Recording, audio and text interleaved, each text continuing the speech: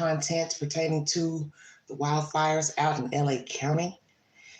Now there are evacuations for Los Angeles. Welcome to the Vote XL. If you'd like to donate to this great network, $BigAngie129 Cash App. Well, fanned by strong winds, wildfires updated now. 25 people have passed away, swept through 40,000 acres in the greater Los Angeles area, destroying entire communities and more than 12,300 structures.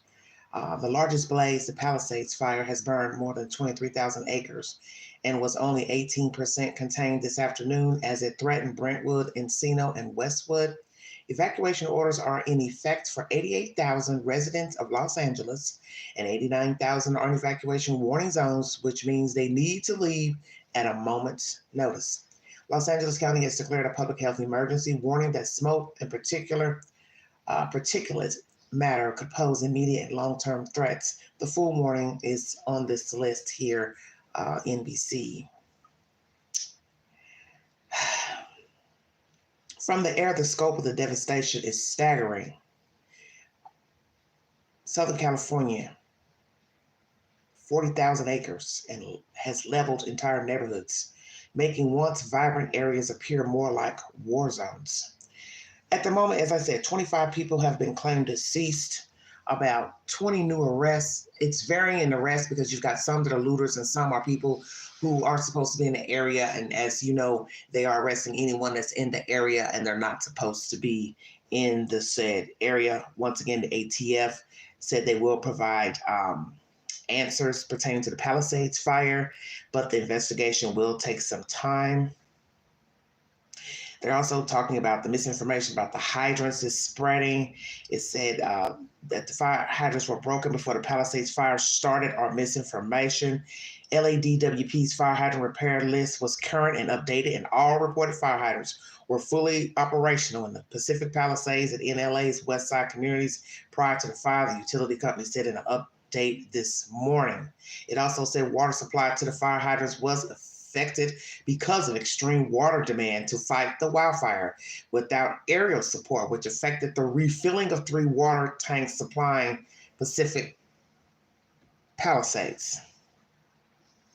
It says the water system meets all federal, state fire codes, urban development, and housing, and it welcomed a review of those codes that city water systems will be used to fight extreme wildfires. It's LADWP is initiating their own investigation about water resiliency and how we can enhance our posture to respond to the impacts of climate change. And that's something people don't seem to understand. Hello, Scott. Thank you, honey. Everyone's arguing with this and that. The point is, with different fires burning, have you seen how many firemen are on, in the canyons trying to battle just the little fires that were in the landscape? You're talking about more than 10 people. So if you have at least 10 or more fighting the fires in the canyons where you got the little pop-up fires, then you can use deduction on how many people it takes to man a fire in a structure, a house or a building. You only have 3 prongs on most of the hydrants, or 3 or more. The point is, 1 is for the main pressure, if I'm not mistaken, so you have to use common sense. It takes at least 2 to man a fire on a house, depending on how big the house is. It's just water from a water hose, okay? And I don't think people understand that. And everybody's looking for someone to blame, just like a few people signed up to sue Southern Edison for a pole falling. Well, the company feels like the pole was not their fault. They're not at fault for their houses catching fire, because they're saying, well, we already cut the power off. So our pole didn't cause your house to burn. Now this is starting to get ridiculous now. Let's go into this network to see what they're talking about out in Los Angeles, and periodically I'll bring you more updates. But right now, 25 dead, I believe 20 new arrests. I think as of yesterday, it's like 68 people arrested. Naturally, it's going to change as the hours go by of people being arrested. One person arrested, as you know, pretending to be a fireman, had the garb on, hat, jacket. It's just ridiculous. People still looting after you've been told not to be in the areas. lurking about. But as we see, people are sneaking into areas because homeowners are sneaking in to go look at their house to see the status of their house. So if a person can sneak in and go look at their house, a person can go sneak in the neighborhood and rob the houses. This is bad. Where is this going to end? How is it going to end? What type of help is going to be available as far as housing? Because we have a housing crunch in most of the United States, and I hear it's also out in LA and LA County. Where are these people going to live? Rent is high. Naturally, you still have to pay a mortgage on your house if you have a home mortgage. So imagine trying to stay afloat, find a new place to live while what? Altadena and other areas get rebuilt. It's going to take a long time for these areas to be rebuilt. And I think even by the time it looks halfway like a livable place, most people will probably not care to move back. Let's just keep it real. Because you'll already be settled in your new life, wherever you go. And I don't think many people will be thinking about moving back to Altadena. Just keeping it real, or whatever location it is, Pacific Palisades, because you're going to have to set up shop somewhere in the meanwhile. And that would be your focus, I would assume, is trying to live for now. And it's going to be, heart-wrenching for many because they're going, they're missing their homes, their things, their valuables, trying to get afloat, getting all their business taken care of with insurances, FEMA, getting their payouts. That would be your focus at the moment. Not saying you won't miss your old house, but I'm just saying a person will have to focus on living, getting their business affairs in order. I don't even know if a person would still want to even build their home once they get settled in their new place, and they might go from place to place until they decide where they actually want to live, which that can be expensive, renting. This is a total devastation. Hello. Welcome to the vault, everybody. Well, for me, I was a burned survivor myself. I got burned at 16 months, so it really touches me, and I'm glad I got the opportunity to actually come out and help and give back to this community. What a special woman. Every person has a different reason to come out and help. Thank you Now, all before for the joining. center opened today, Mayor Bass got a tour. As we all know, for days, she has faced escalating criticism for the city's response to the fires. Many residents have told us that they still have questions about the lack of water in the hydrants, the insufficient resources to the fire department, and we took some of their questions to the mayor today. Listen. I think that people understand that these fires were historic, that the conditions were historic, but many people that we're talking with, Mayor, they still have questions about the city's response. It's been a week. Looking back now, what would you have done differently? Well, let me just say that while I'm in the midst of it, I'm not looking back. However, and I have said this on a daily basis, when we are past this, we are going to do a deep dive and evaluate everything. But right now, there's not one thing you think you would have done differently. I do not think that now. Let's talk about that. Some people feel like the mayor is being evasive with not giving explanations to certain questions. She was out of town. Somebody was saying, oh, should she been in Africa? I don't know when she went to Africa. I'm not going to sit here and think she went to Africa while the fires were brewing. That would be in poor taste. But anywho, maybe she was already in transition or already had been over there, don't know. But do you feel like she's being evasive, not wanting to ask the question? She says that's the past. So basically, what do you take from that comment? She don't want to talk about what possibly she didn't do right or what LA County, LA didn't do right. Everybody's going to blame somebody. But my thing is this. If you watch the firemen work in the canyons, you'll see how hard it is to fight a fire. That's the only way I can explain it to somebody who acts like they're a little slow. If you watch the men in the canyon fight the fire and you see how many are actually lined up like little army men, then you go counter that with trying to fight a whole damn house or building. It takes work. They don't just throw the water on and walk off, then go over to the next house. It doesn't work like that. These houses were engulfed. So you've got to stand there for hours trying to put the fire out. So while you're putting that fire out, another fire is burning, another fire is burning, another fire is burning. As one man said the other day, do you know how many trucks it would take to try to halfway battle the fires that have affected the general area? 20,000 trucks, if possible. 20,000 trucks. He says, you know, we don't even have 20,000 trucks in LA County operating. Why do you think they had to call in other people? Canada to come in. Somebody put a damn drone up, messed that plane up. Now it's supposed to went in the air today, but they were still talking about it last I checked. So I don't know if it went up in the air or if it's going up in the air tonight or not. But the point is, that was one plane down, all because somebody wants to be a nosy Parker and see what's going on in the neighborhood. As one guy said the other today, it's time for us to start putting the phones down, give it a rest. We get it, it's a big story, but damn. Because you know what, we're too engaged with the phone anyway, are we not? Got to see what's going on, got to see what's going on. Like you said, one day you're looking at somebody, house burn or flood, and you're not thinking a couple months it's going to be you. Exactly. And then all this old social media rhetoric, he said, she said, passing things that's not true. That's something Queen don't jump on.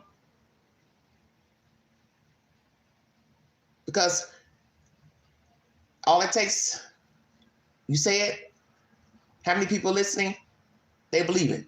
And I don't have any receipts to say water hydrants weren't working, didn't have water in the fire hydrants. Well, who am I to say they didn't have? You got to have a receipt to that.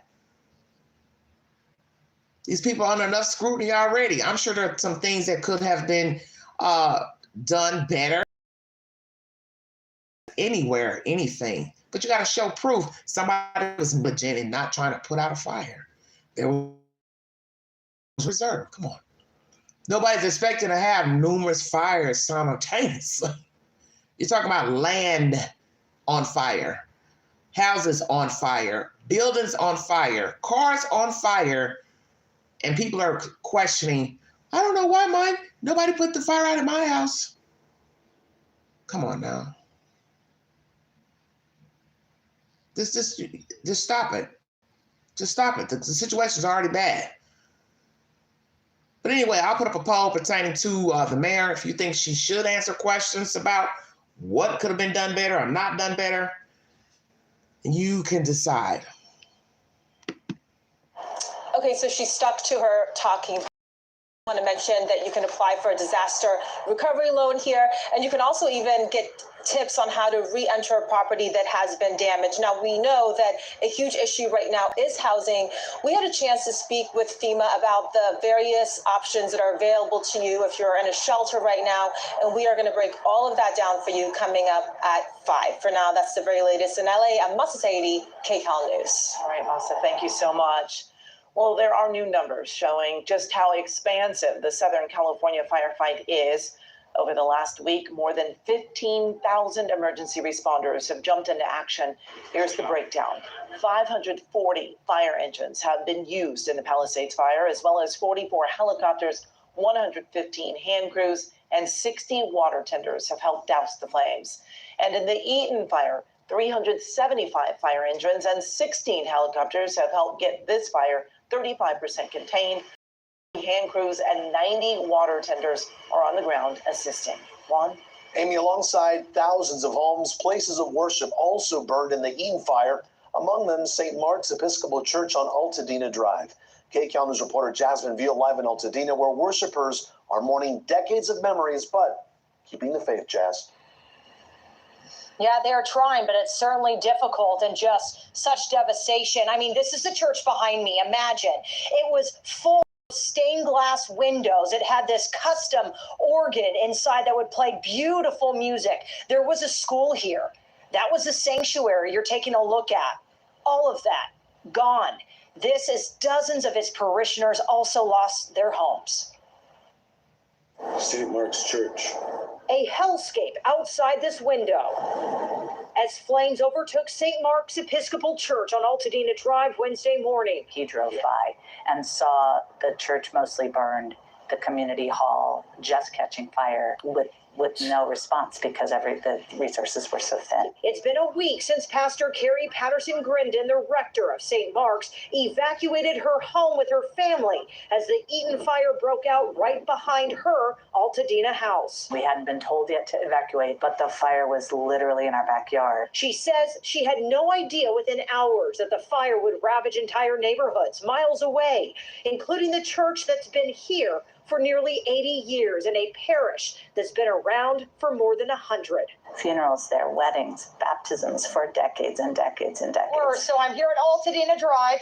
We are right at Home Park Avenue. That's Lake Avenue in front of me, and you have churches burning on both sides. This was the scene around 11 a.m. last Wednesday. St. Mark's Community Hall was on fire. Another church burning right across the street. It's so hard to even recognize, right? Pastor Carey looked at video of what was left and said miraculously the new preschool behind the church is still standing. We have lost everything physical. So all of our vestments, the things that clergy wear, all of the we use to serve communion, and most of our records. She says 45 homes in her parish burned. She got the news last week, though, that somehow her home did not. So I learned about my home standing and my spiritual home burning back to back. I didn't believe it. This will be your temporary home. This will be our temporary home. A sacred space lost, but a new one forged, as her community will now gather in this temporary home inside of this church in Eagle Rock. Financial. Brief intermission. So right now it's particularly a dangerous situation. Alert for 3 a.m. Wednesday until 3 p.m. in the afternoon. Winds could gust up to 70 miles per hour in the mountains, 50 miles per hour along the coast and in the valleys. The National Weather Service says it's bad. Rebuild the church they lost. And Pastor Carey tells me, like so many, she is just asking and hoping for donations to help them rebuild this church. I did reach out to the LA County Planning Department's Historical Division to ask them if they even knew how many historical landmarks may have burned in the Eaton fire. And they said they still do not know the impact. They have to come out here and survey the area. But there are several designated historical sites, as we know. All right. Giving you an update throughout the live. So here's where we stand right now. The National Weather Service changed the hours for the extreme red flag event that's going to begin at 3 a.m. this morning, their time, of course, because I'm 3 hours ahead, for a 12-hour period. So I think that we're all on edge. We do have a lot of resources here in LA County, but you're correct. Firefighting is dangerous and dirty, Marone said. The National Weather Service Los Angeles took to X and said residents that they are not quite out of the woods yet ahead of the dangers overnight until Wednesday. As of Tuesday morning, which is today, and we're about to come out of Tuesday, the Palisades fire has engulfed more than 23,000 acres, according to the California Department of Forestry and Fire Protection, and the Eaton fire has scorched over 14,000 acres. Fires remain under investigation as the Bureau of Alcohol, Tobacco, and Firearms probes the potential origin and cause of the Palisades fire. So now that we know this, were they naturally done by the winds and the dry weather, the dry elements, or were they set? I'm not here to say that they were set, but naturally they're investigating because, once again, everybody keeps spreading all these rumors that somebody setting the fires, and then it don't help to see somebody, running around with a blowtorch. You start to wonder. But as you know, I'm queen. I do the deductions, so I've already been in the Google search, going from one location to the other. He'd have to be Superman to have set all of these fires, the one that was arrested with the blowtorch, because a lot of the places are 30 minutes to an hour from each other. Some are 40 miles out, 50 miles out. That's why some people say, oh, I was shocked to get a fire because I didn't hear anything. We didn't smell anything. So when you start calculating each place from each other, Encino to Palisades to Altadena, he ain't doing it on foot. We'll just say that. He or whomever. Maybe by car, but not on foot. And allegedly that guy with the torch, he's homeless. They were saying he was an unhoused person. So I can't see this person walking for hours to go set fires. But once again, if they get information that he's involved in any of the other ones besides the Kenneth, because they're still investigating him for that. Like they said, they don't have any proof he did the Kenneth fire, but he's being held on felony probation for some other type of crimes. We know. Live here in Altadena, Jasmine, VOKCal News. All right, Jazz, thank you.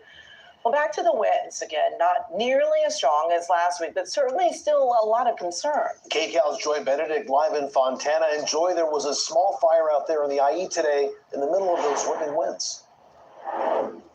Yeah, there was. I mean, I think the wind is fear of what could be.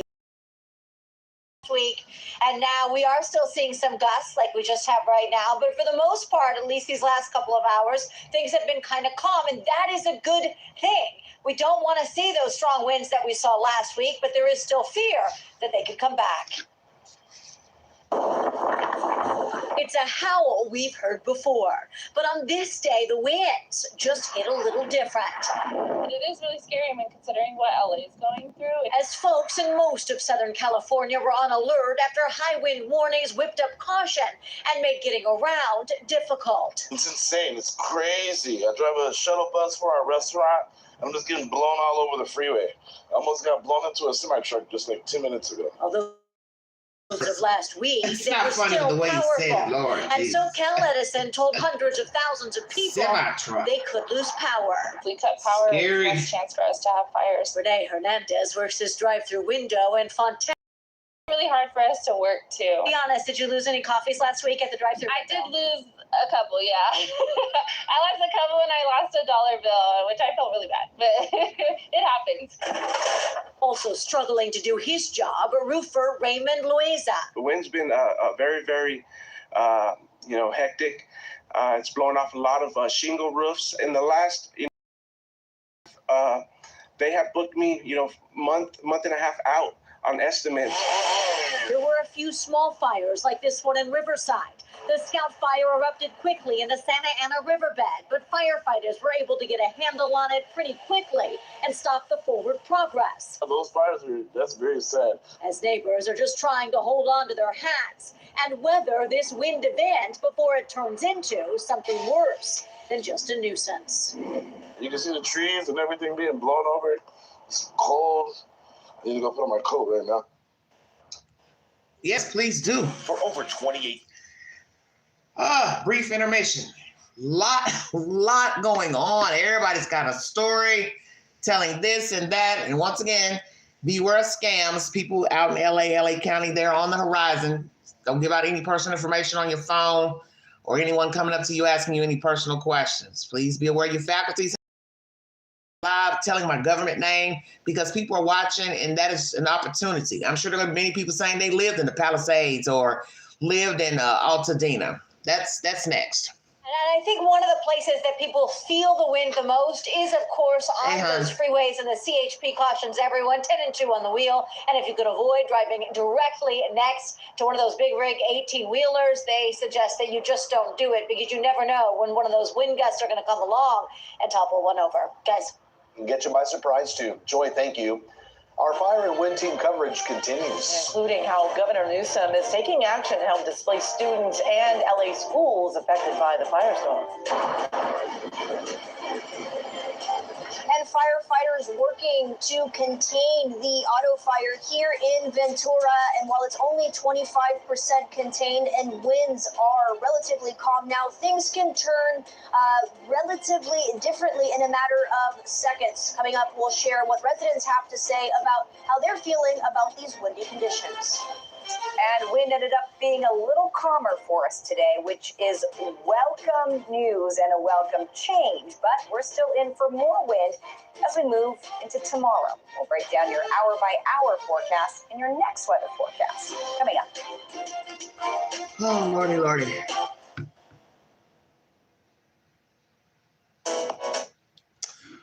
All right, everybody. A distraction. How can it be a distraction from insurance? What do they have to do with what the LA officials are saying? Make that make sense. I'm confused at what you're saying.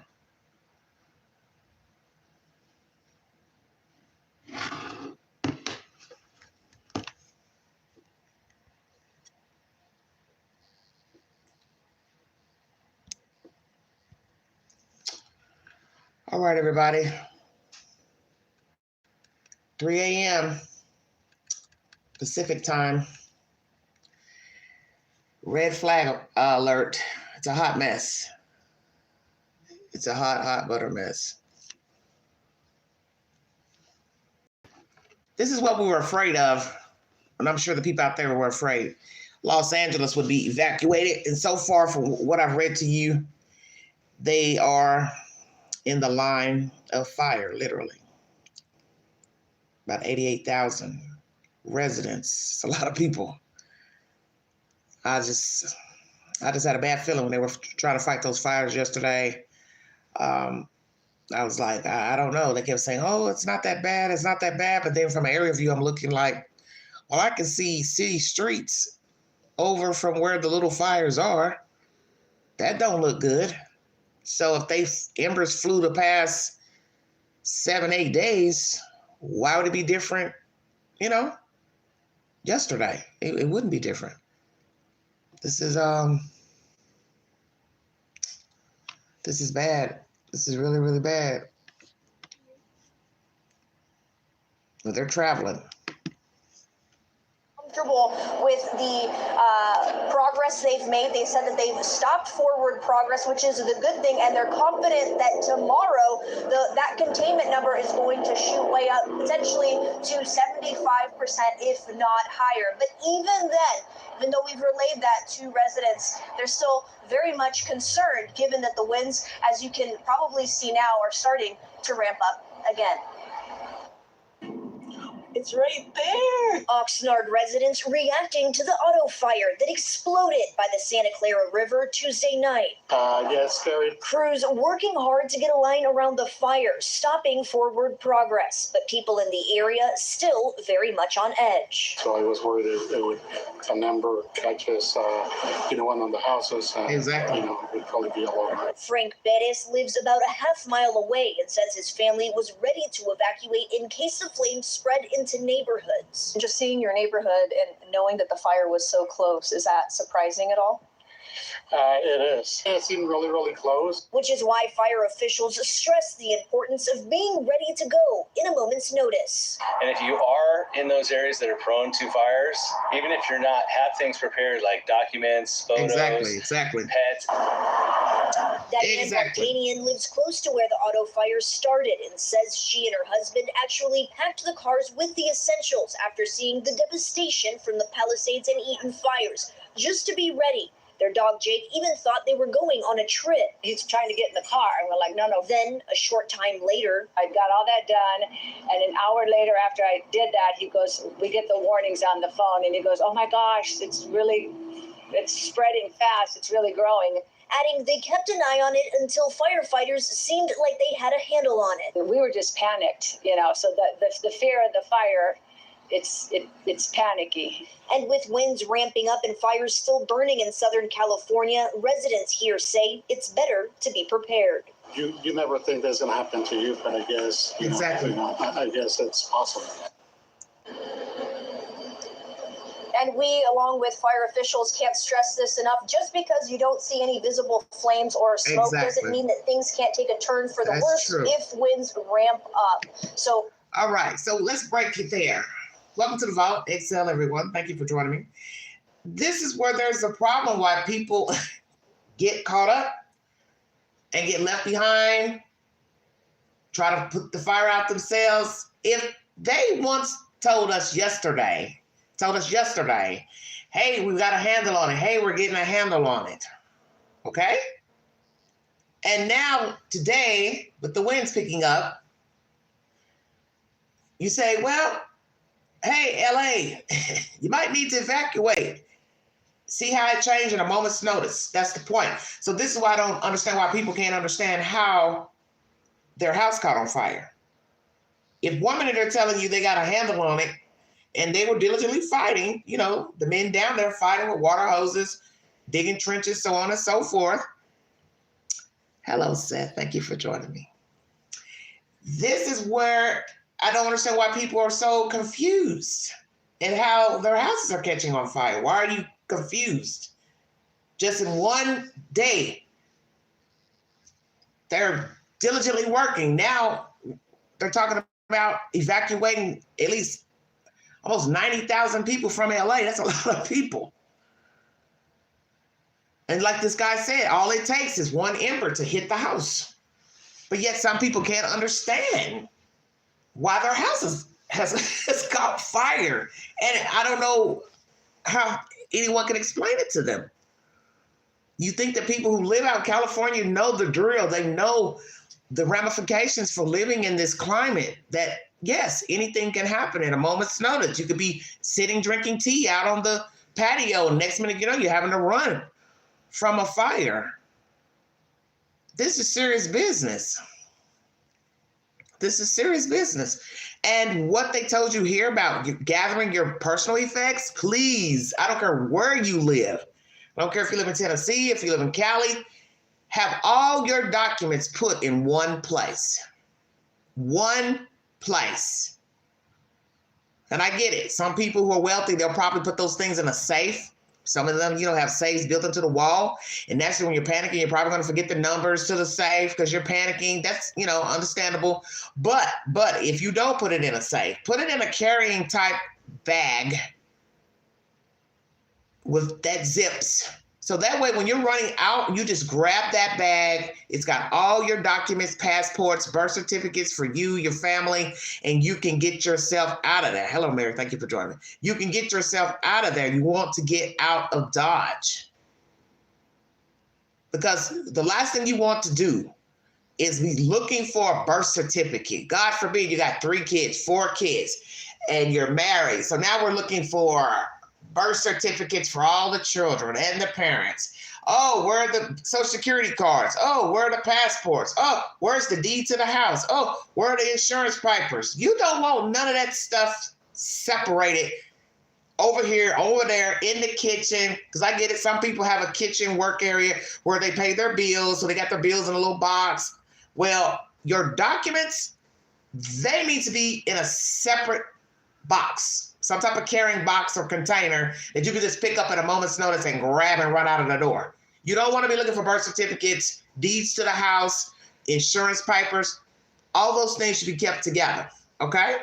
Keep all of it in a carrying case, small little briefcase, whatever. Because I don't know how much, business you have, documents, you need verification. But anything that proves who you are, your legal status in the country, birth certificates, social security cards, all those need to be in envelopes, Ziploc bags, whatever, all in one bag. They can be separated, but you understand, they can be in separate envelopes, manila envelopes, but all in one bag. So here comes the flood, here comes the fire, here comes the hurricane. You just grab that bag, grab your damn keys, put your purse around you and run out, get in your cars, take all your cars if you can. If you got at least 2 cars, take both. Don't leave one damn car behind. Don't leave one behind. Take them. Because in the end, you still got to pay for these cars. You got to still pay for your mortgages. And also, with the tax situation, state of California is going to give these people a relief for about 6 months. So if anyone is paying taxes in the great state of California, and there have been in this line of fire, lost their home, you have 6 months. You have until October to file taxes for 2025. You have until October of 2025 to file your taxes. Just a little information for those of you who may be listening to this live stream and going through the motions right now, because you have a lot of things to digest with your current situation. Wow, wow, wow. Yes, hello, Max. Thank you. Hell, as this one guy was saying on the interview earlier, he was like, it's amazing how you watch the news and you're looking at people going through terrible things and you're like, oh my gosh, that's terrible. But you're not thinking months later that's going to be you. So imagine all the people watching the news from California. They were watching the news about North Carolina back in October. And they were, oh my God, it's terrible. That's horrible. People drown. And now, months later, the first of the year, they're running for their lives from their own damn homes. Can't make this stuff up. So be prepared to evacuate in any given situation. Reporting live from Ventura, Lucelia Caballero, KCAL News. Lucelia, thank you. even saying these winds are not done yet. Yeah, for exactly what we can expect and when, meteorologist Evelyn Taft with our next weather. Yeah, Amy, at this point, we are getting a look at wind gusts at the moment, and you will see that they're relatively calm for most of Ventura County and LA County, much calmer than we initially anticipated, which is great news for today. We will take the shift in winds. It was just a little less intense in the upper levels of the atmosphere where we were looking to see stronger winds. They sort of let up a little bit, and we saw a disconnect with the lower levels, and at this point, we're actually just looking at much calmer conditions as a result. That pressure gradient just a lot weaker than we initially anticipated. We are looking at some select wind gusts, Santa Clarita, as we head to Porter Ranch and Simi Valley. I mean, still, that is significant. We are looking at wind there and along the immediate coast in Ventura County. But overall, things are pretty calm, especially in the fire zones. Now, we're taking you to the IE, where we're looking at quite a bit of wind, 20-mile-per-hour winds for San Bernardino. Banning, always a little windier for us, 34 miles per hour, Riverside 23, and Irvine 26 miles per hour. And as we get a look at current conditions, you'll see Altadena 62 degrees. So it is cool. It's been cool. Wow. Temperature is not part of the equation at all when it comes to that fire threat. Humidity it's still 15% humidity, so that is still very low, but wind is very calm. We're barely even looking at a wind.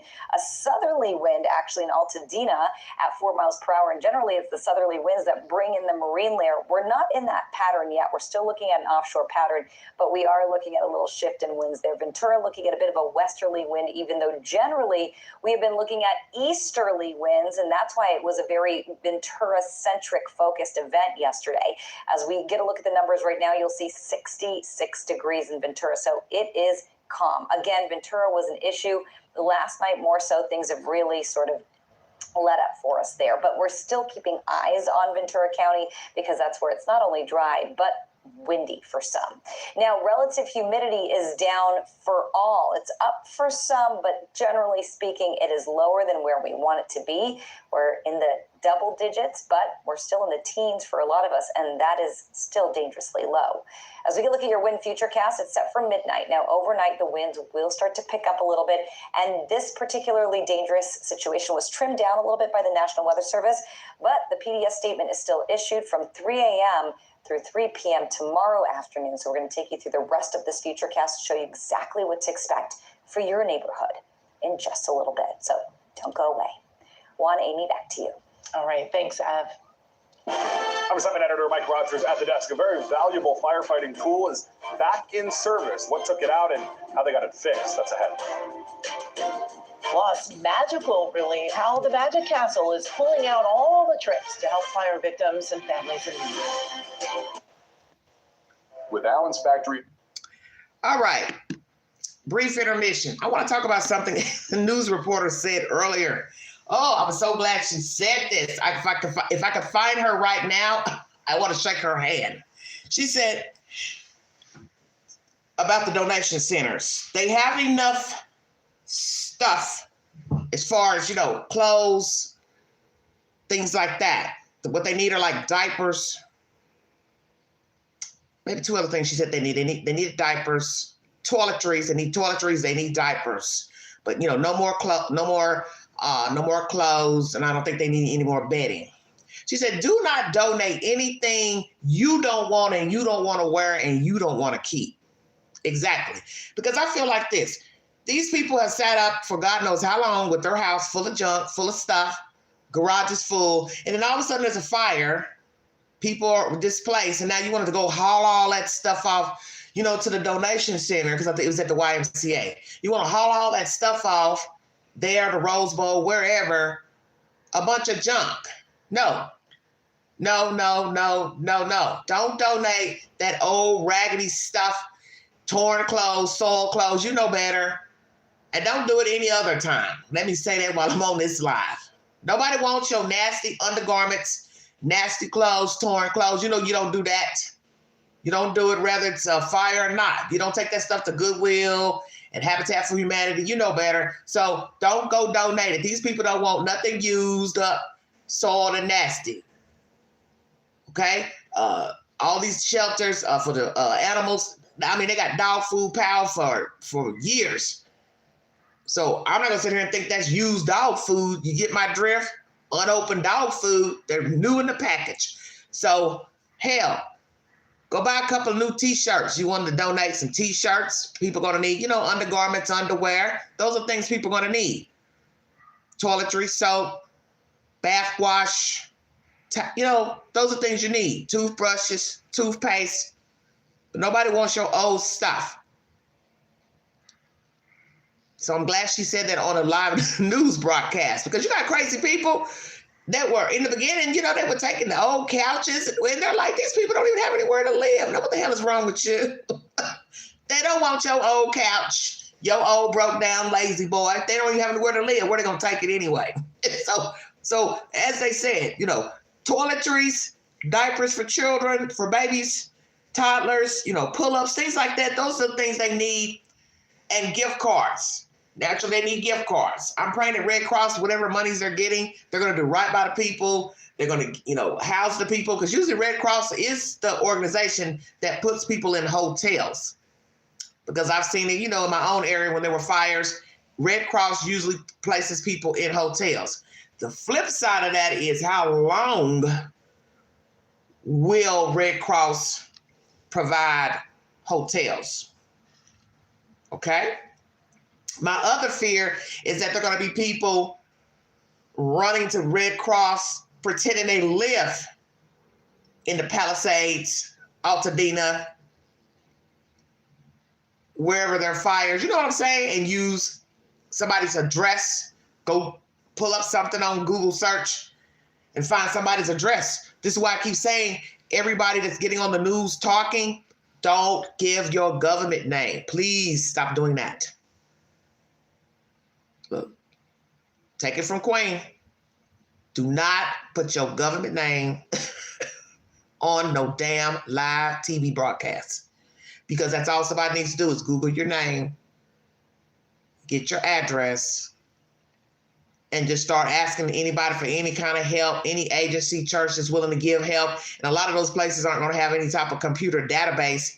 FEMA does now. FEMA is going to want your ID, legal name, and like they said today, if we can't pull you up in a computer, then we're going to have a problem. Your information is going to be put on hold until you can verify who you are.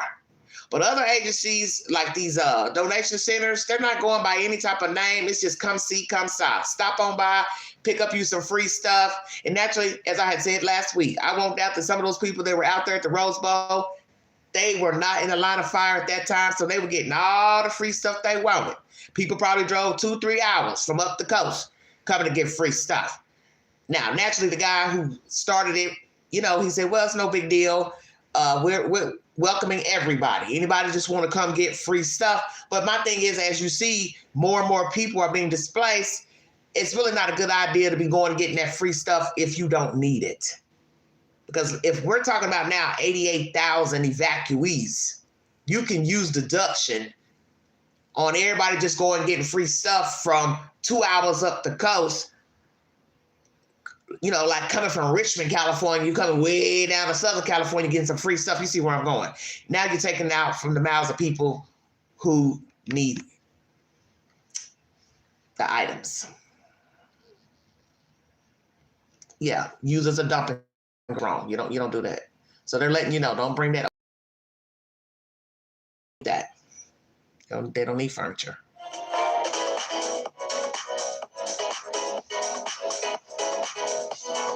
Okay, Java with Jamie. Hello, everybody in the chat. Thanks for joining me. Welcome all new subscribers, old subscribers, new viewers, old viewers. Thank you. Prayers for LA County. Trying to keep you all abreast on what's going on. The last week, because talking about this is daunting. This is just about as bad as the other stuff I talk about. Everybody got to get their money in with these commercials and just hooping and hollering with the music. Oh, Lord have mercy. Hope everybody's well. Oh, well, I don't want to think about no fires. None of that. And there's a penguin for you. Members of the Magic Castle in Hollywood bringing a little whimsy to wildfire recovery. The 62-year-old venue transformed its parking lot into a stage for a supply distribution event this morning. People in need came by to get food, toiletries, clothing, and toys, and all for free. The owner of the Magic Castle told us the fires hit too close to home. She says she could see the flames from the Sunset Fire in the Hollywood Hills last Wednesday. Andy from maintenance was already on the roof hosing down. Another friend came, and 2 more people arrived. So there was about 5 of us, each with a hose, hosing down the roof and just getting ready for this fire. But if that fire had chosen to come our way, those hoses for the Magic Castle. It was looking very dire. Yeah. And it sure was. Organizers said anything that was left over after today's drive will be donated to the Red Cross. Well, there's some good news to report this afternoon. A valuable firefighting tool is back online. Let's go to assignment editor Mike Rogers at the desk. Mike, we're talking about the Super Scooper here, right? Yeah, that's right. You know, one of them, Quebec 1, was out of service because it hit that drone, something we've been talking about since last week when that whole incident happened. And it was very unfortunate because it's such a necessary tool in our firefight here in Southern California. Well, I'm happy to show you some of this video from SkyCal earlier today. There it is. Quebec 1 on the left side there, sitting right back at Van Nuys Airport next to the Chinook, where it belongs, ready to go, ready to fight fires. It was out of service for several days. They were able to repair that hole in the wing. I want to show you some video from last week that we were able to get, and the video of the drone here that was released by the FBI.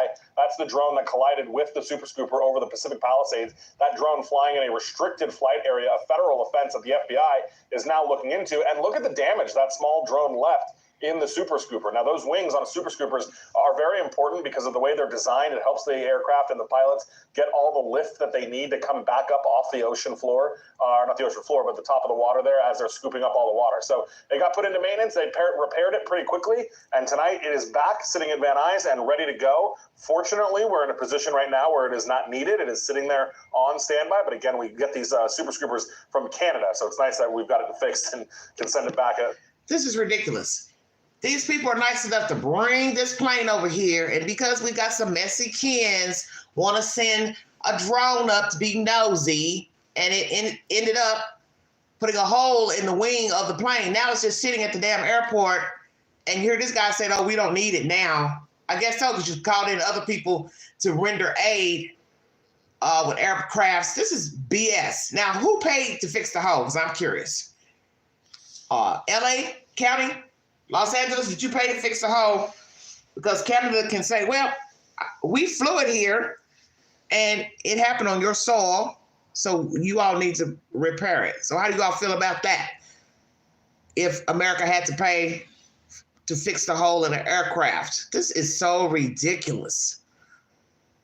See, this is what I preach about on this network all the time. Self-entitlement. Everybody is so self-entitled. It is ridiculous. Just like this guy was talking earlier about a man and a woman discussing what was left in the rubble at their house, right? So he says, well, I'm going to try to sneak back up there and go look, see if I can find your jewelry. Find some jewelry or whatever.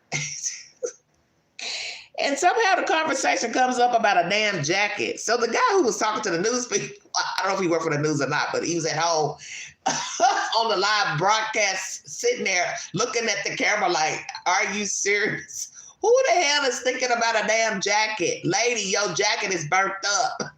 When he said that, I thought I was going to scream. I don't think anybody realizes what the hell is going on in California. Are you people just in shock that you just can't think? I don't know what the hell's going on. I'm not trying to be mean, but this is crazy to me. Hey, we'll try to go up here and get some of your stuff. What stuff? What stuff would you be getting? Your house burned up. Ain't nothing still standing in your house but maybe a fireplace, a wash machine and dryer because it's made of metal. And if you got jewelry, you got to go look through the area where your room was, your bedroom, and try to find, Lord have mercy. Oh, Jesus, the jewelry. But a damn coat. Did it not dawn on you that a coat could burn up, ma'am? See, this is what I'm talking about. The stuff that don't make no sense. That don't make no sense. That don't make no sense. Why would you care about a coat?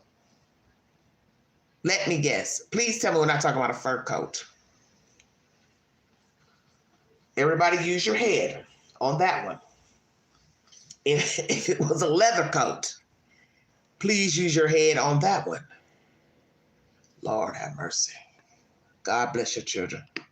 Yeah, at some point, repaired, guys. All patched up and ready to roll. Yep. Okay, Mike, thanks. Yeah, back to Canada. We'll continue to track the winds and fire danger. Plus, an irreplaceable keepsake. A family photo blows into a home's yard during the Eaton fire. Mission now to find who it belongs to. And imagine watching the news to find that your business is burning, and a few hours later, your home is also gone. I'm Rita Nakano here at the Palisades Fire area with the story with that family. Wow. Texas. Woo! 25 people confirmed dead, everybody. 25 people.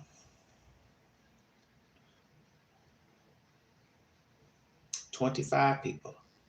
This is serious business.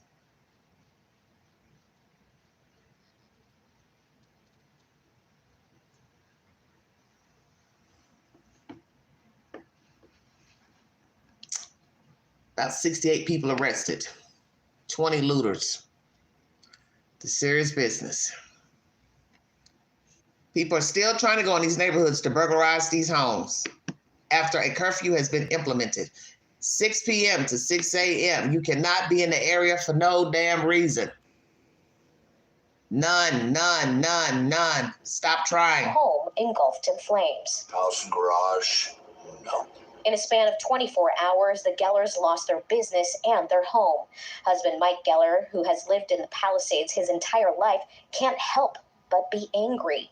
Reservoirs being empty and hydrant wells not being fully full. It's just mismanagement in so many avenues in so many ways. Day 7 of living in a one-room hotel room with 2 adults, 3 kids, and 2 dogs, reality is settling in. Their applications for temporary housing are unanswered, and their home will never be the same. I had another friend in this hotel was able to give me something to wear. I wore my 10-year-old's clothes for a day. Besides all of that, and besides losing our business, it's everybody that we know lost everything. Even if we're all safe, and even if you have your home or you don't, like that community of the Palisades, it was there's nothing like it in Los Angeles. While their immediate future remains uncertain, one thing they know for sure is that they want to rebuild here. This is us, this is the Gellers, and we're all here, and we're safe. And we will, 3 kids, 2 dogs. Find a place to settle down. And we will begin to rebuild and make a bigger and better life for ourselves. Let's talk about that, everybody. Welcome to the Vault XL. Should people try to rebuild? Should people try to rebuild in the area where their home was? Because the fires are still going to happen. Stay woke. That's nature. Just like anywhere in the United States where water rises, it meets its capacity, it floods, same thing. You cannot stop the Santa Ana winds. She will blow when she chooses. You also have no control over living in a climate that does not have adequate water, such as rain. That's nature. So rain, dry terrain, high, dry winds. What can you do? Nothing. So should some of these people think about leaving California? Leaving California. As some person said, well, everybody can't move. Duh. We know this. But what other options do you have? Because as you get older, this isn't what you want to be doing. Sleeping in a motel. Now, that's going to get old with 5 people. Okay? 3 children and parents. 1, 2, 3, mom, dad, 2 big old dogs. 1 room, probably 2 beds. Say, well, attitudes are going to start flaring, flying. People are going to start acting out, running out, having, you know, crazy spells. That's inevitable when you're having to live in this type of situation. Everybody does not have family. Everybody does not have family in California. Somebody might be a new transplant to California. Somebody might have went out to Cali to work. Everybody's situation is different. We're not even going to even start on the homeless people. As they were saying, some might be sleeping out in the brush. Well, if they slept out there yesterday, they are probably no longer alive. This is going to be harrowing for some. And this is probably also going to send some people over the edge, these fires, as it would possibly affect, you know, many people. But should these people try to rebuild? Because as I said, I don't think many people are thinking about what it's going to take to rebuild, because what did I tell you? A lot of people didn't even have homeowners insurance, canceled insurances by State Farm, other insurers. So imagine the people who did not have insurance on their house, number one. Imagine the people who were renting a house. So now they got to go just find them somewhere else to rent, I guess. Because yes, people do rent houses in California. Ting, ting, ting. You'd be surprised how many people rent houses, and they got big money. Let the queen school you. I watch a lot of HGTV. I watch a lot of information pertaining to famous people, and especially reality shows. And you'd be surprised the people who houses, these big old fancy houses in the Palisades and Beverly Hills, they don't even own them damn houses. They are renting. And I showed you a house on here from the Palisades. What was the due bill? $34,000 a month. Ain't no way I'm going to give nobody that much money a damn month to stay nowhere. If I got 34 G's to give you every month for 12 months, I got 34 racks a month to put down on something times 12. Because you got to be getting $34,000 from somewhere. Say, whoa. Many people who are in the entertainment business, when they first get in the business, they don't necessarily buy a home. They build their money up first, then they purchase a home. So when you think about somebody new in the game of entertainment, music, acting, theater, they rent. Now, let's talk about that. Those who are renting, did they have renter's insurance? Ding, ding, ding. Oh my. Now imagine the people with the big fancy houses that didn't have no damn insurance. You are fucked. And if you were renting a big fancy home and didn't have renter's insurance, you are still fucked. You're fucked, all that stuff's gone. In the end, it is just things. So I guess that goes to money in the bank. So if you're well off, you're wealthy, your TV personality, you can go buy some more stuff and go buy you another house, put some money down on a house, or go rent another space. But like I said, the winds are never going to stop. The dryness of the area is not going away. Is it worth living in California? That's what a person has to ask himself or herself living in Southern California. Is it worth staying? And what type of help are they going to offer these citizens as far as housing? Housing agencies, HUD offices, will these people be able to qualify, since most of these people have a higher income? Stay woke.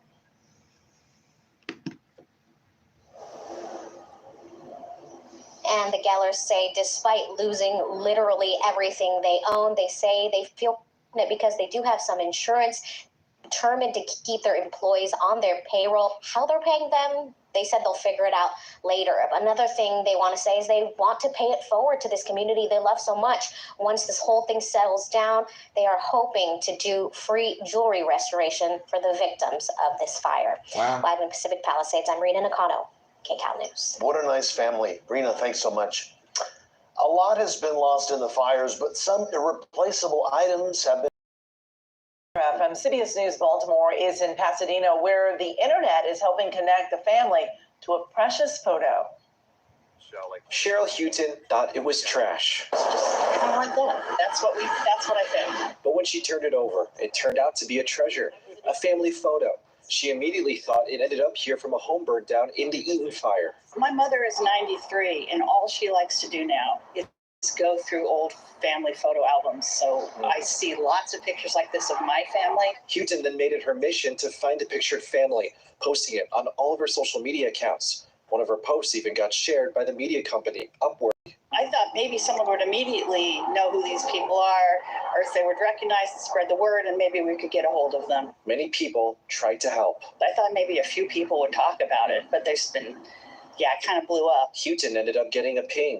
I got an email address on one person. I found a couple on Facebook and have sent Facebook messages. But she hasn't gotten any member of the actual family to confirm if it's their photo.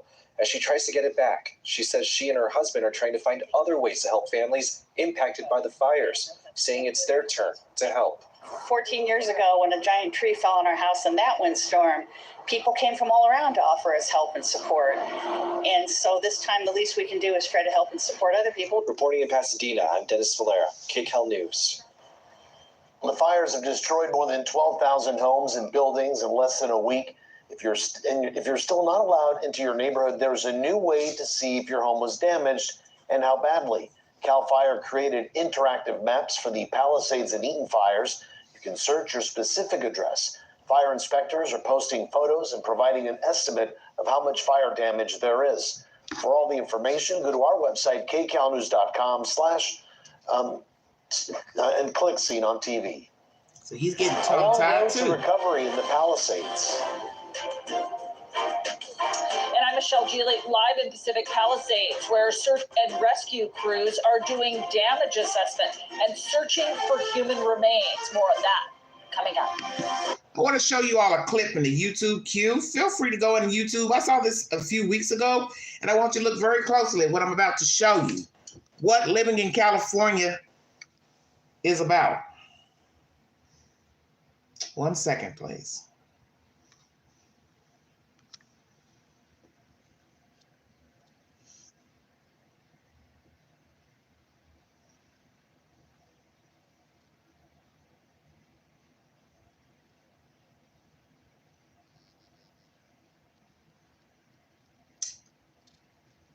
Carlotta, California, March 14, 2023. I went to school with a girl named Carlotta growing up in Chicago. How interesting. This was on the Weather Channel.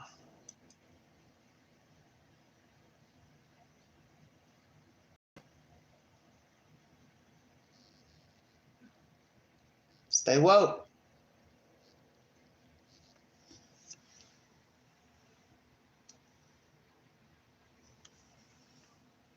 Watch again.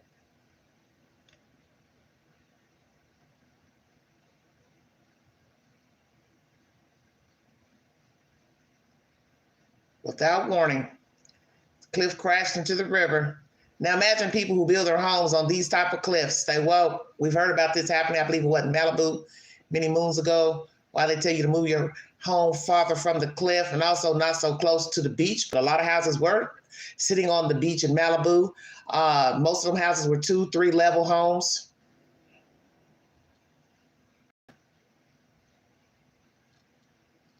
Wow, wow, wow, wow, wow, wow, wow, wow, wow.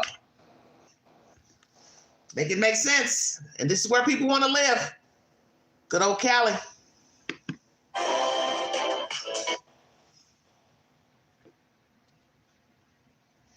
Good old Cali. Is it worth it in California? Stay woke. Van Dusen Rivers, where that took place. Anybody familiar with California? You know where that took place. That's scary as hell.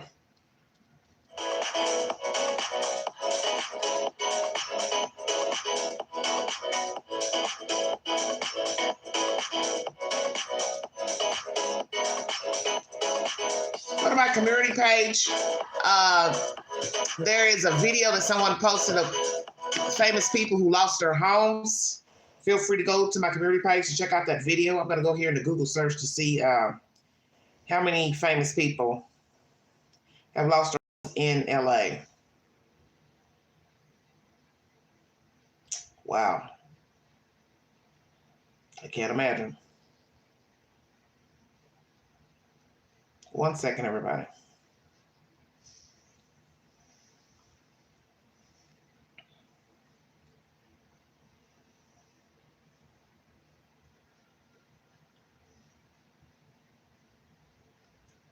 Well, let's see.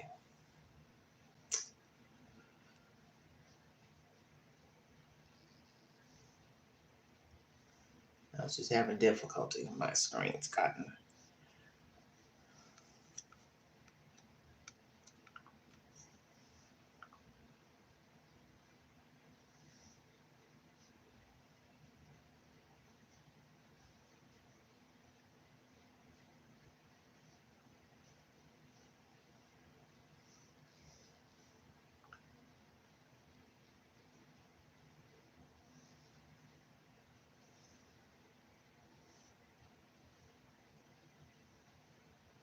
One second, everybody. I'm searching something.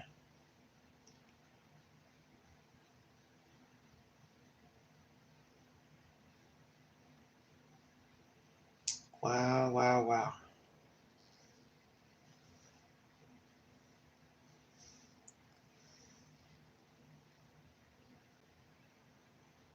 For some reason, I don't want to do it.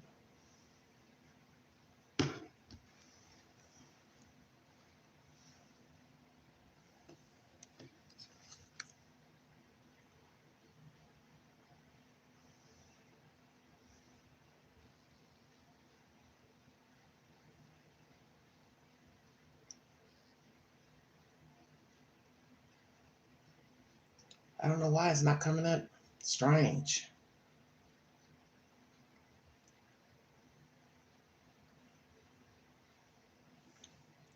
It's not giving a number. It says among the more than 80,000 displaced, many were famous, but they're not giving a number. 4 days ago, because I gave you all several names.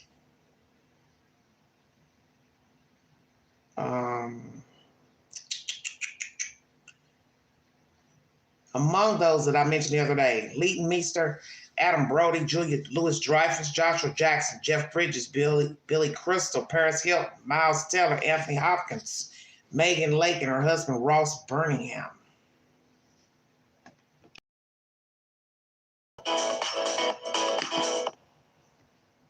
Drive, the LAPD put up a police line where detectives keyed in on a property. A USAR team was brought in along with 2 dogs. A neighbor who lives on the street and who happens to be a journalist reporting on the fires got in touch with another neighbor for answers. And I was able to call neighbors to find out what was going on with the residents. And apparently they are alive and well. They evacuated, or they were out of the country when the fire happened. They're now safely away somewhere else in LA. So I was able to convey that information to law enforcement, but they are doing searches and rescues for people who are reported missing. And unfortunately, it does seem that there are a few people that other people have lost track of. It doesn't mean anything happened to them, but some people just aren't showing up. Joel Pollock's home, along with a half dozen others on his side of the street, were saved. He pointed out the garden hose stretched across his lawn. Someone, he says, must have sprayed down what they could. A massive effort to prevent flare-ups is underway on Pacific Coast Highway. Women and men who work for the California Conservation Corps took on a hillside in Santa Monica. This crew from Magalia, up north in Butte County, scaled the steep incline overlooking the Pacific with shovels and saws to cut away brush and to cut trees on the edge of the fire zone. It helps out for the future potential fire or ongoing fires. This isn't very unusual for us to do this on if there's ongoing fires. Obviously, we try to plan for potential growth of the fire or whatever it might be. So this exact work is not unusual for us. This burned up vegetation on the hillside behind me is exactly what the California conservation crews want to avoid. And I am happy to report you guys today that here in the Palisades, the weather is good. The sky is blue. The air is crisp. At least it appears to be clean, and there really isn't much of a breeze. So very good news, at least right where I'm standing on the weather front. That's the latest live in Pacific Palisades. I'm Michelle Geely. Back to you. Those are great conditions. Thanks, Michelle. A massive effort is underway at the Pasadena Humane Society to reunite animals that were separated from their families during the Eaton Fire. And coming up in sports, the Rams return to Los Angeles victorious. Found out what head coach Sean McVay believes was the turning point this season. And we are getting a beautiful look outside right now from our Blue Ridge camera, and you will see, or Mount Wilson camera, excuse me, you will see clear skies there in the distance. Winds were a little calmer today than expected. We're happy about that, but still more wind on the way and a potentially dangerous situation. A PBS statement still issued for early tomorrow morning through the afternoon. We'll walk you through it when we come back. No one told me I could. Wow, wow, wow. Lord have mercy. I think the darkness is worse because this is the time when people are going to bed, and who wants to go to bed? You know, worrying about if they're going to burn up in their homes. It's terrible. Nobody wants to burn up in their homes, you know?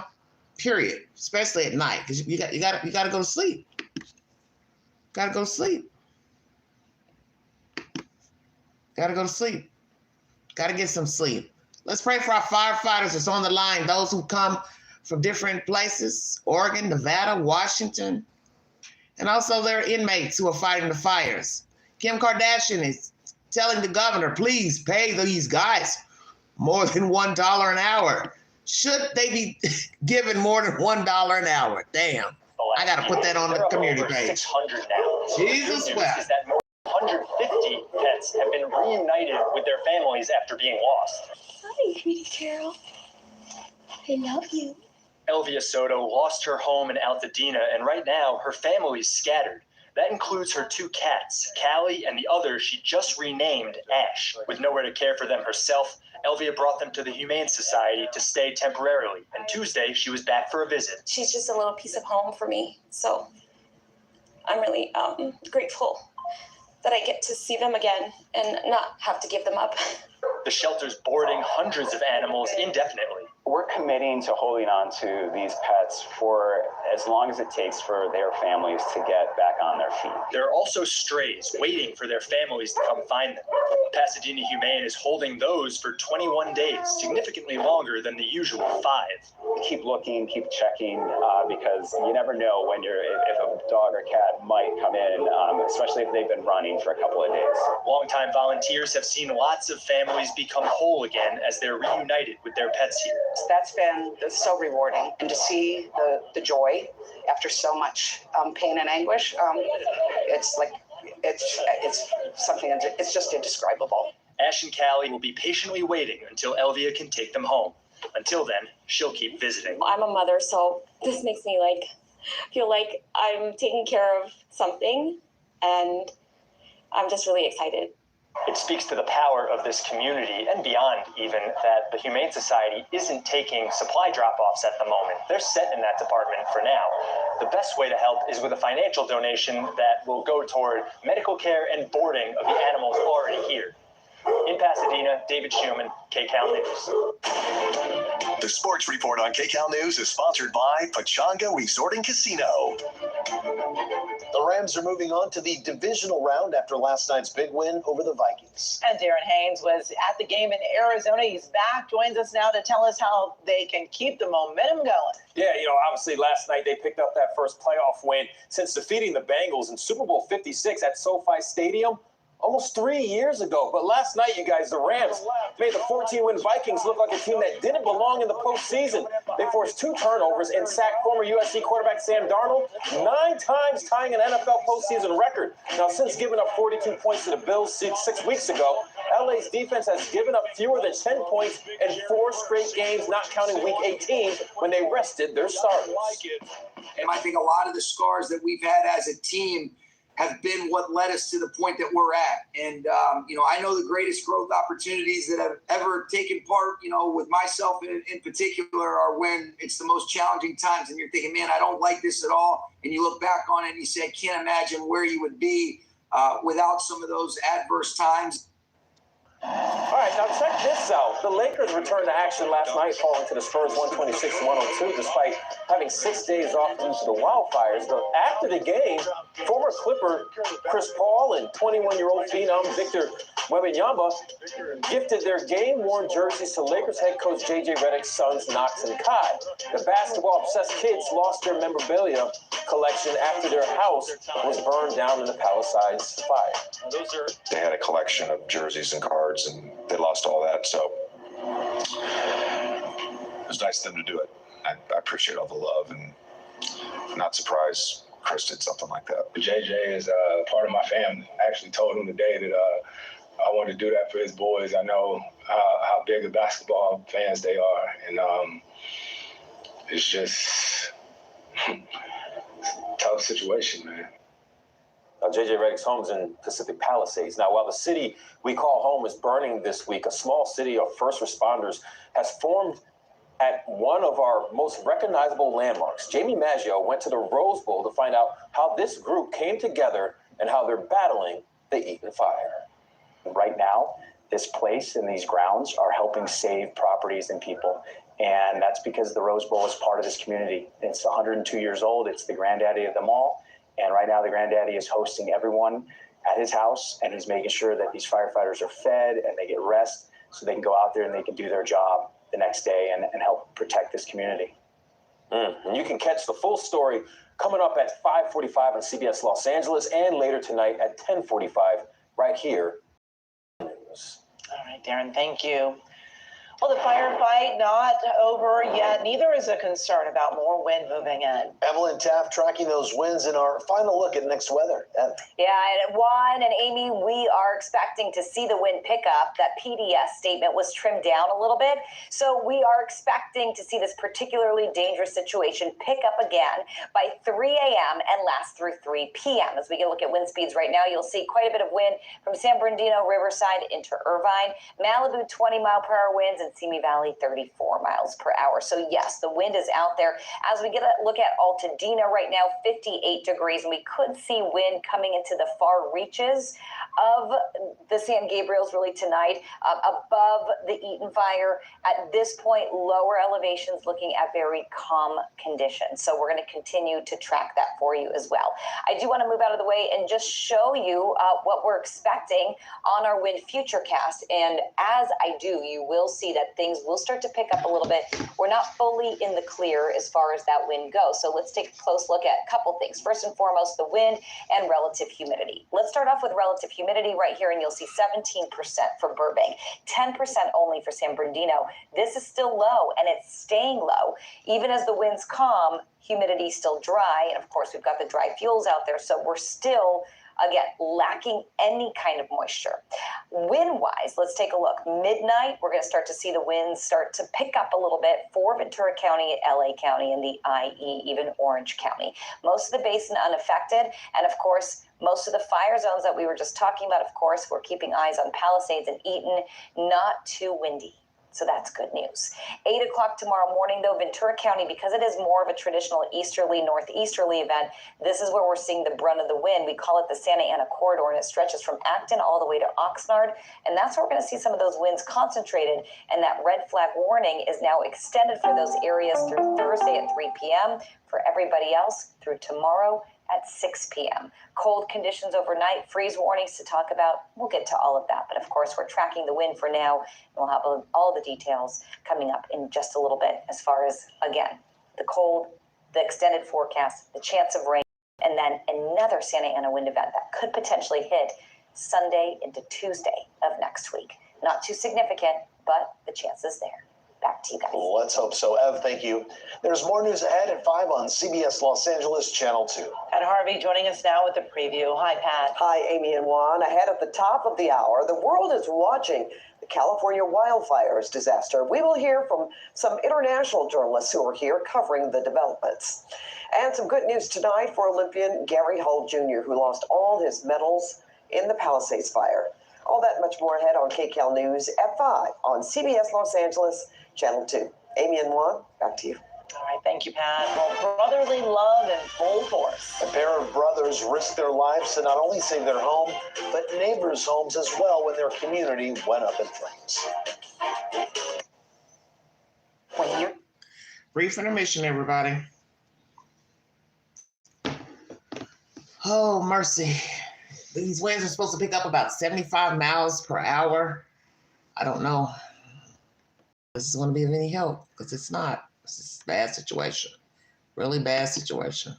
Just bringing you the latest information, everybody. Prayers for LA and LA County.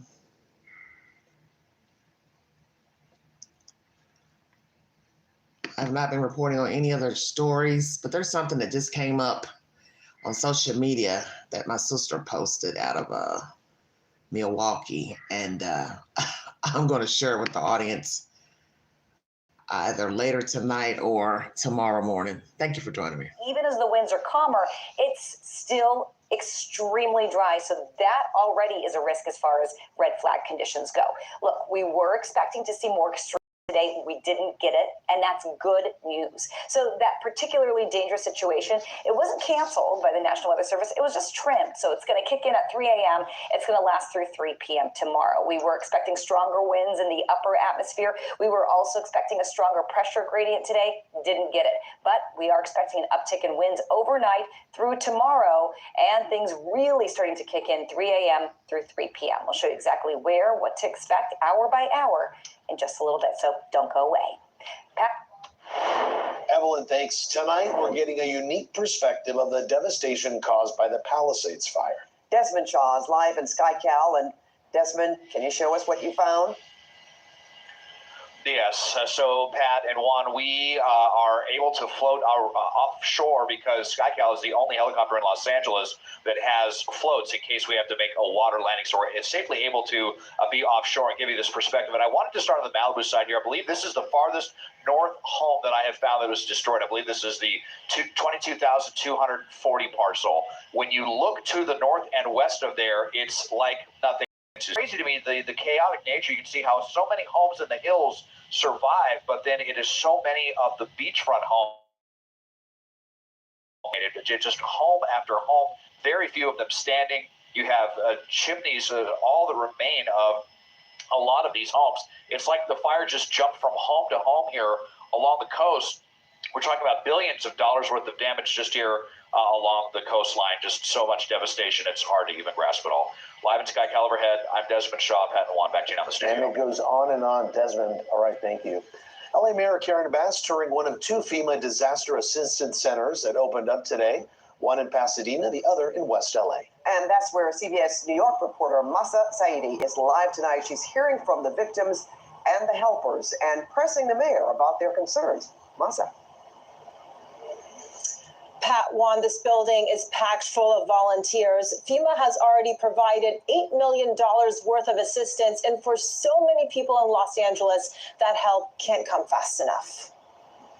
Fires still burning tonight. 88,000 remain under evacuation orders. Thousands more won't be going home. A friend of mine told me that my mobile home was completely gone. It was everything that we owned, everything that we had.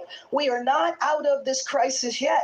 We still have another 24, 48 hours. Mayor Bass taking a tour of a center where survivors can access FEMA aid, disaster recovery loans, and mental health services. For days, the mayor facing escalating criticism for the city's response to the fires.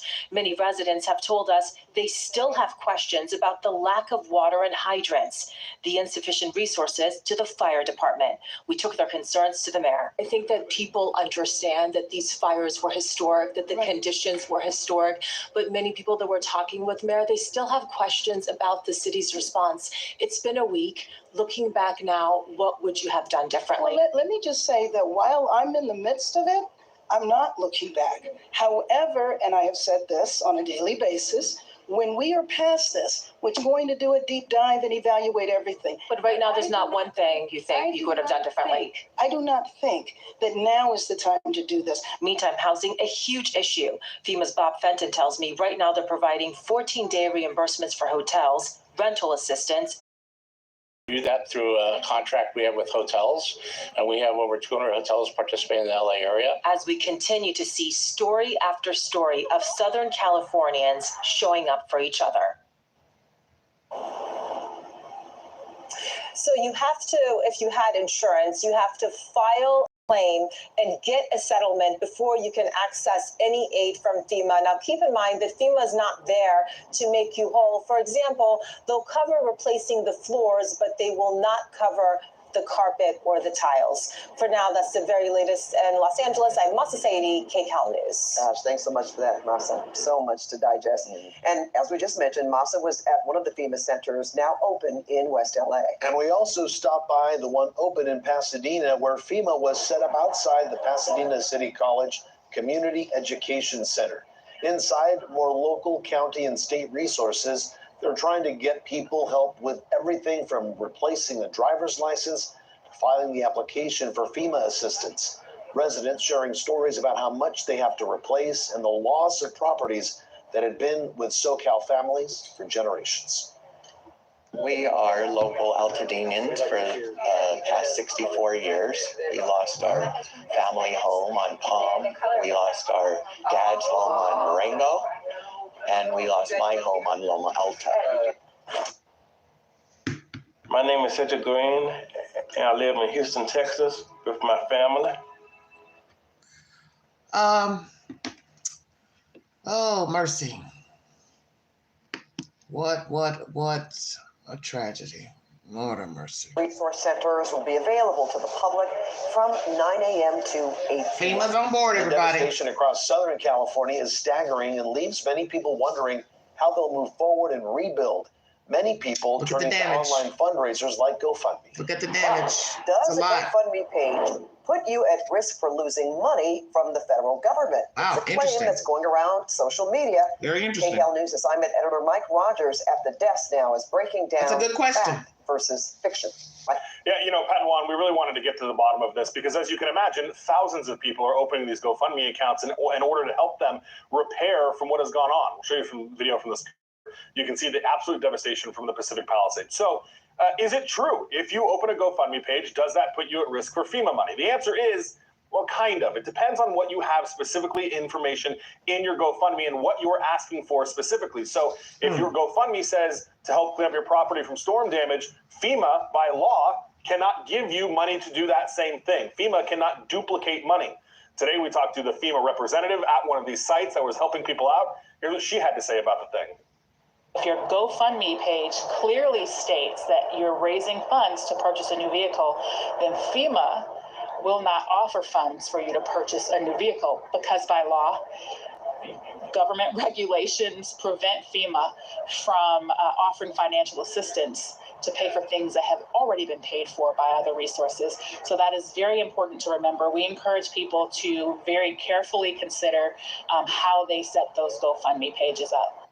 Wow. Yeah, now FEMA, as we look live back at SkyCount now, some of the devastation over the Malibu coastline on PCH, FEMA is insisting you still file the application, still put it through. FEMA staff will work with you. If you have something specifically targeted in your GoFundMe page, there may be a different type of assistance FEMA can offer you based on whatever is not being covered by GoFundMe. But it's a very specific kind of situation that a lot of people find themselves, and a lot of people in the midst of this kind of tragedy may not think that they've got to be very careful with what they put on their GoFundMe pages because it could jeopardize money that they get from the federal government.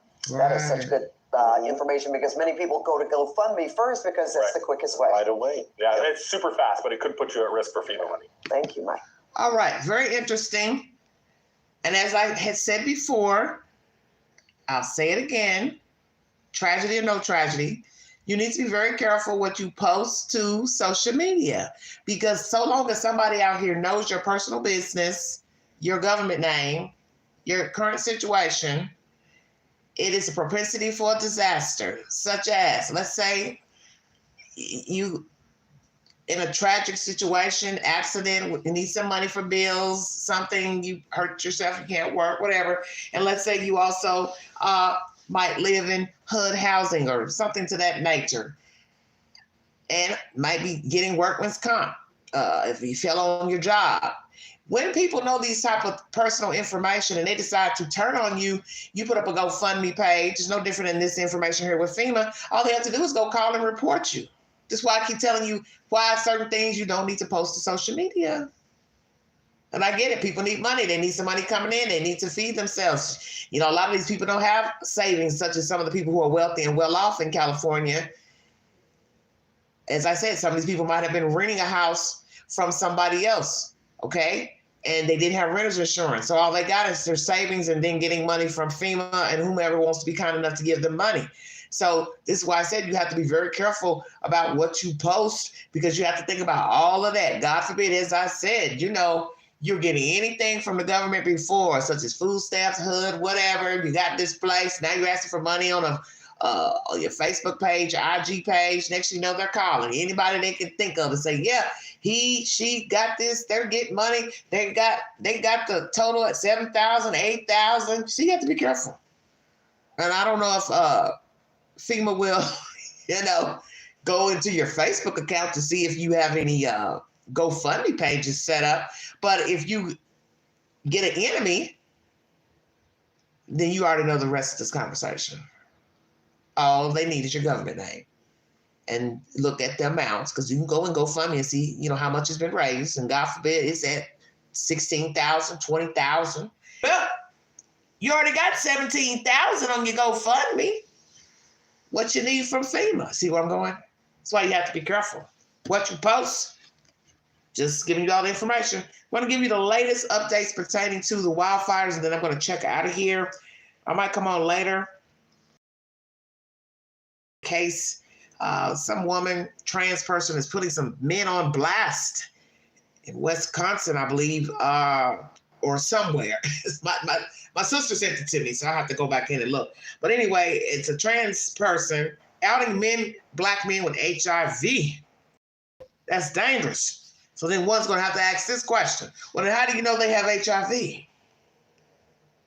Ding, ding, ding. Ooh, Queen, don't do it. I'm going to do it. You know, Queen. You know I'm going to do it. I'm going to bring you the bang. All right, everybody.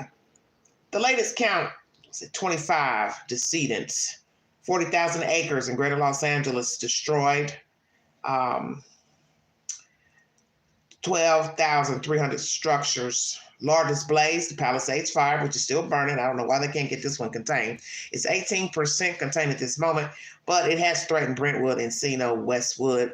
Evacuation orders are in effect for 88,000 residents of Los Angeles, and 89,000 are in evacuation warning zones, which means they may need to leave at a moment's notice. Los Angeles County has declared a public health emergency, warning that smoke and particulate matter could pose immediate and long-term threats. Santa Ana winds that have been persistent since the Palisades Fire erupted will continue tomorrow, causing another day of critical fire weather. But this weekend could bring cooler conditions, the National Weather Service meteorologist said today. The winds will not be as bad as they were on January 7th when the Palisades and other fires broke out. Rich Thompson, incident meteorologist for the Weather Service, said at a news briefing, but the winds tonight and tomorrow are going to maintain the critical fire weather conditions across the area, he said. Red flag warnings will remain in effect until 6 p.m. tomorrow, but starting Thursday and into the weekend, the conditions are expected to be more normal, Thompson said. Kind of a nice onshore sea breeze during the day, bringing cooler temperatures, higher humidity, which will all help. Next week, however, another round of Santa Ana winds is expected, potentially affecting the area. Lord have mercy. Let's see. What else they got here? Once again, feel free to go on the local website. I guess it would be LA County and Los Angeles city website to see the jurisdiction of your home and what's the protocol as far as being able to enter in that designated area, because they have a website and they will post information pertaining to your neighborhood on their website. Once again, I told you the death count is at 25, and it says the deaths from the devastating Palisades and Eden fires in the Los Angeles area is 25. This was uploaded an hour ago. The Palisades fire today, bringing the number attributed to that blaze to 9. The office said discovered in the Eaton fire today, but those remains turned out to not be human. The number of known deaths in the Eaton fire is 16. Search and damage assessment teams have been going into the fire footprints of both blazes to look for victims and to document the number of homes and other structures destroyed, which is estimated to be in the thousands. Wow, wow, wow. And then they talk about up from the air, what it looks like from the aircraft. And it says the devastation is staggering. The wildfires burning in Southern California have burned around 40,000 acres, leveled entire neighborhoods, making once vibrant areas appear more like war zones. The strong winds that fanned the flames when the fires broke out last week also initially grounded aircraft, taking away a vital tool to beat back the blazes. But now those aircraft are back in the air, dropping water and retardant, transporting firefighters and equipment, and helping spot flare-ups. Okay?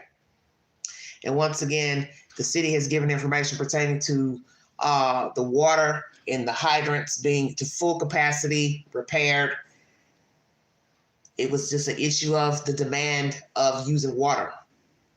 Is why I guess a shortage came about to where the water was either nil or none. And that's the latest on that information.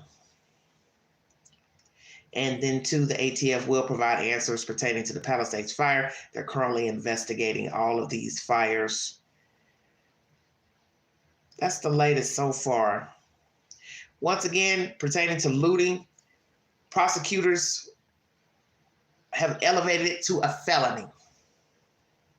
Two of Southern California's top prosecutors wanting looting to be elevated from a misdemeanor to a felony with longer sentences and 3 strikes designation.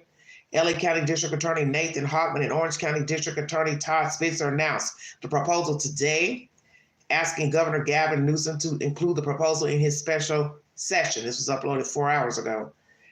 Newsom has already expanded the session to include consideration of a proposal, $2.5 billion in state funding for the LA area fires emergency response recovery. Last year, Newsom backed successful legislation that cracks down on property crime, including shoplifting, smash and grab, robbery, and auto burglary. His press office did not immediately respond to requests for comment. So right now it says they want 2 to 4 year sentences, okay?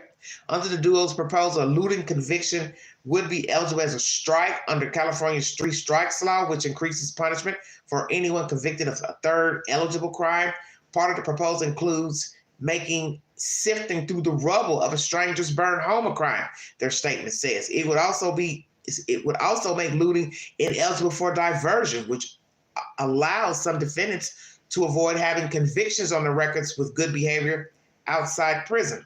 Hochman said in his statement that opportunists, burglars, and looters who target fire victims in their time of crisis are not only breaking the law, they are further deepening the suffering of those already facing unimaginable loss. These criminals deserve the harshest penalties, okay? Wow, wow, wow. So it will be a felony to loot. And since California has the 3 strikes, you're out.